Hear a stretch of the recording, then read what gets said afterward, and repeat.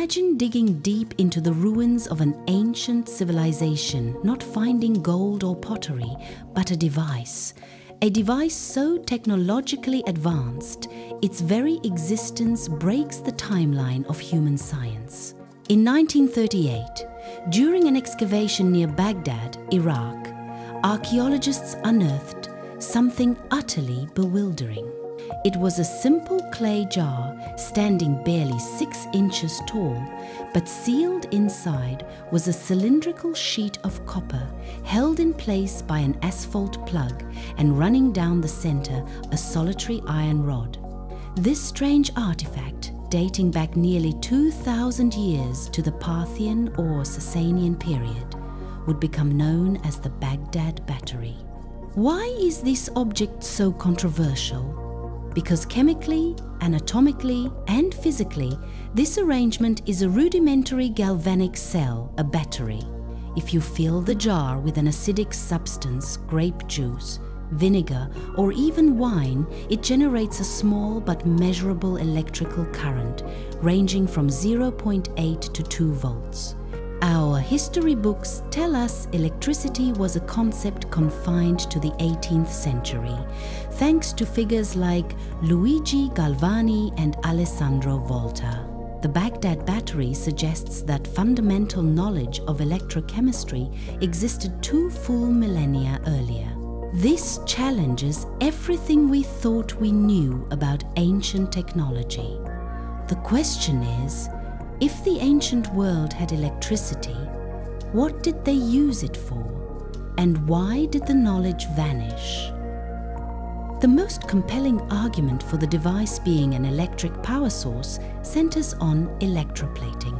In the region where the battery was found, archaeologists have discovered small, intricately gilded objects, cheap metals coated with a thin layer of gold or silver. Electroplating requires a sustained electrical current to transfer the precious metal onto the base metal, a process that would have been impossible without a battery. Could the Baghdad Battery be part of a lost tradition of ancient jewelers and artisans who used this primitive power source to create beautiful, chemically bonded objects?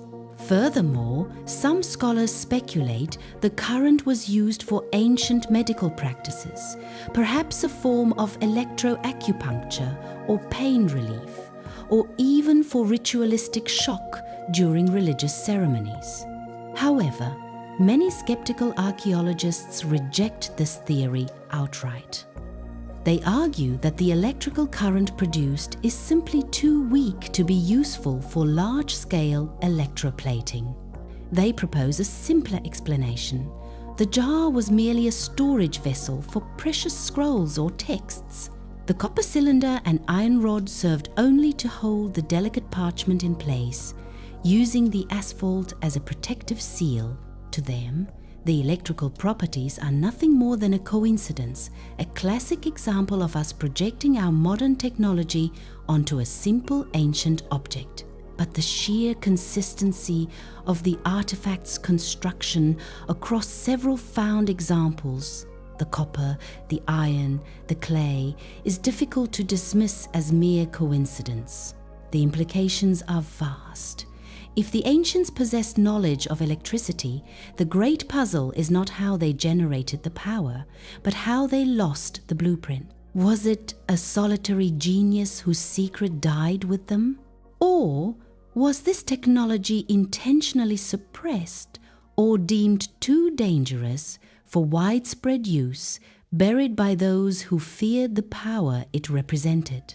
The Baghdad Battery remains a small, silent challenge to history, a vessel waiting to be filled with a definitive truth. It forces us to ask, what other scientific breakthroughs are hiding in plain sight, dismissed as mere pottery or ritual objects? Tell us in the comments. Do you believe the Baghdad Battery was used for electroplating, or was it simply a scroll holder? Don't forget to like this video and subscribe to Brewed Tales of History for more shocking secrets and forbidden knowledge. Keep questioning everything.